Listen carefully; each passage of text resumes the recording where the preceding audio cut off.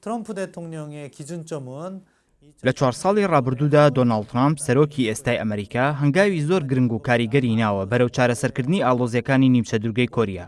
هەر بۆیە هەڵبژاردنەوەی ترامپ وەک سەرۆکی ئەمریکا هەنگاوەکان بەرەو ئاشتی خێراتر دەکات وەک لەوەی کەسێکی جیاواز لە ترامپ ببێتەوە بە سەرۆکی ئەمریکا. ئەو هەنگاوانەی سەرۆک ترامپ بۆ نزیک بوونەوە لە لێپرسراوانی کۆریای باکوور ئەنجامی داوە بەڕاستی هەنگاوی زۆر جدی و ئازا بوون.